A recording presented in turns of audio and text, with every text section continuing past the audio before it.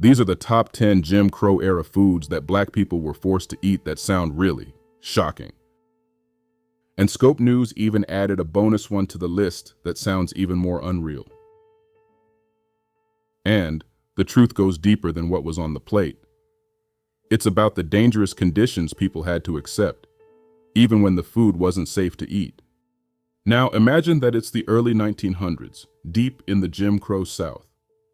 Segregation at that time was not just about where you could sit or live.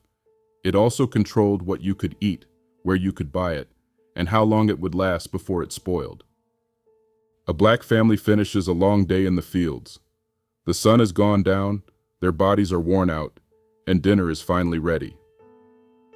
On the table is cornbread, a piece of salt pork, maybe some molasses. No fresh vegetables, no refrigeration. And the meat? It's been sitting out longer than it should, but there's no choice. It gets eaten anyway.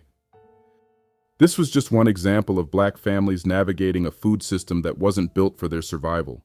These weren't just meals, they were conditions, and many of them were dangerous.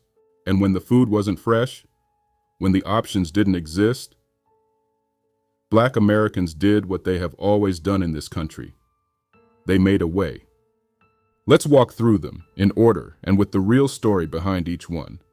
Starting first with pork, living off salt pork and fatback daily became one of the most common realities during Jim Crow. These cuts were cheap, preserved, and easy to store without refrigeration, but they were loaded with salt and saturated fat. Over time, this kind of diet contributed to patterns of high blood pressure and heart disease that were already being observed in early public health records. Then there were the discarded cuts, oxtails, pig feet, chitlins, and other organs. These weren't trendy foods at the time. They were leftovers. The parts nobody else wanted. And while they could be filling, they were often poorly cleaned and extremely high in compounds that could lead to conditions like gout. What started as survival eventually became tradition, but the origin tells a different story. Milk, when it was available, introduced another risk. Without refrigeration or consistent access to pasteurized sources, milk spoiled quickly. Families often had to drink it anyway. That meant exposure to bacteria, infections, and illness, especially for children who were already vulnerable to malnutrition. And that connects directly to another habit, eating food after it had already spoiled. Without electricity, food couldn't be preserved safely. Meat was salted, reheated, or simply eaten past the point it should have been. This wasn't occasional, it was routine, and it led to repeated cases of food poisoning and long-term digestive issues. Now take it back to June 1911.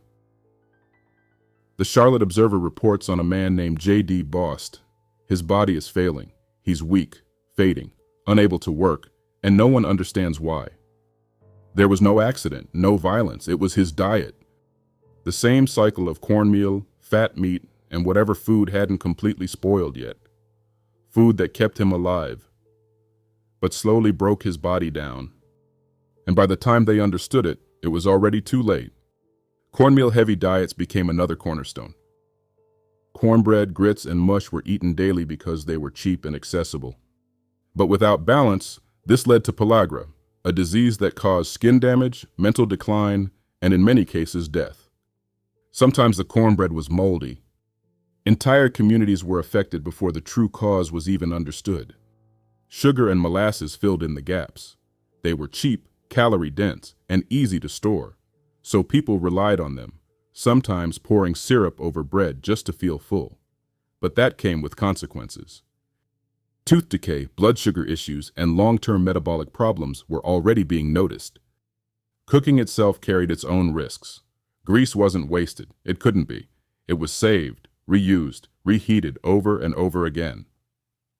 But repeatedly heating fat creates harmful compounds. What seemed like resourcefulness also introduced another layer of health danger. Water, something as basic as that, was not guaranteed to be safe. Segregation limited access to clean sources. Many families relied on wells, rivers, or shared water supplies that were contaminated. This led to parasites, infections, and diseases that spread quickly in already vulnerable communities.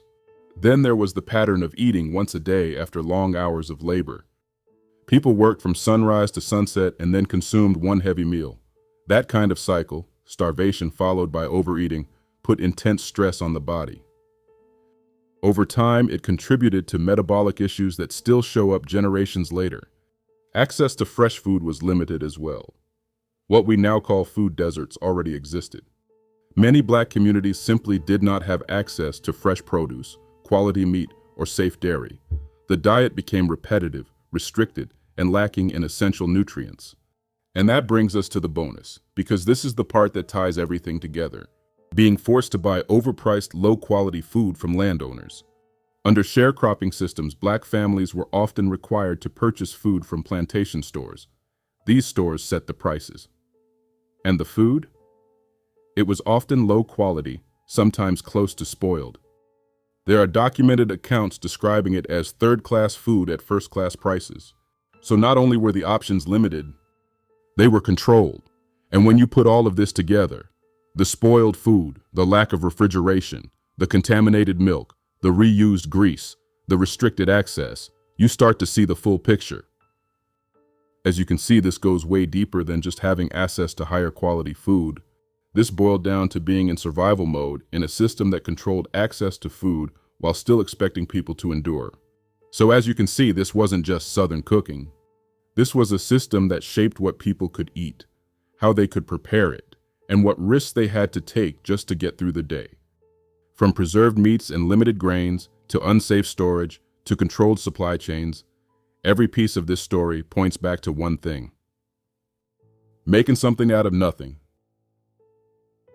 Scope News tells the truth. Here are the facts. Historical references include early 20th century public health reports on pellagra, agricultural and dietary studies of Southern sharecropping communities, Black newspaper accounts discussing food access and health conditions, and documented economic systems that restricted where Black families could purchase food during Jim Crow. Legal disclaimer. This content is for educational, informational, and historical analysis purposes only. It is not intended to promote or encourage any harmful practices. Some historical accounts are based on reconstructed data, oral histories, and limited archival documentation, which may contain gaps or evolving interpretations. Viewer discretion is advised, especially when discussing historical conditions involving unsafe food practices and systemic inequality. Thank you so much for watching Scope News.